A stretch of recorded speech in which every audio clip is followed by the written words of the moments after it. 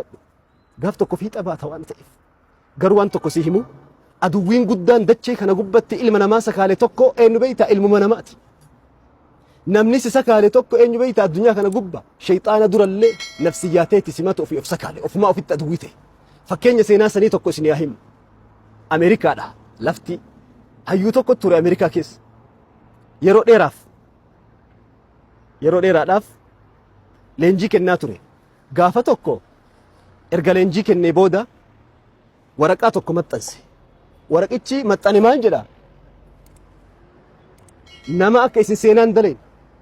akka isin bu'aa dhalootatti aanuuf bu'aa tokko buufu dachee tanaaf taarika tokko osoo lafan kenne faana wahii kan namni ittiin si argu ittiin si yaadatu tokko lafan kenne akka ati san hojjenne si sakaale tokko du'e nama san osoo awwaallee lafa jalaan fageessine reeffa nama sanii ilaaltanii koottaa jedhe borsa'aatii akkasii irratti galma akkasii koottaa jedhee magaalaa Ameerikaa keessa maxxanse namuun dhaga'e dubbii nama cinqu simaa cinqaa jira ta'a amma eenyu namni sun kun xayyaaraan kun sayyaaraan kun baaburaan homa qabuun namuu fiigaa dhufee galma seenee guute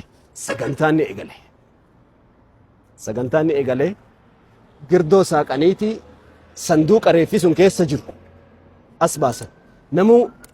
teessoo guutee taa'aa jira galma keessa innin sagantaa gaggeessu maayikii qabatee namuu tokko tokkoon koottaatiin reeffa kana daawwadhaa jedhe namuu fiigaa dhufee gara sadarkaatti ol bahee yoo inni achi deemu sanduuqa kurree irraa banan yoo inni keessa gallaalu sanduuqa keessa reeffi hin jiru reeffi tokko hin jiru wanti sanduuqa keessa jiru daawwitiidha yookiin mastawaati namtichi waan asii gallaalu eenyuun arga ofuma arga namtichi eda'anaa jedhee nama achuma deebi'e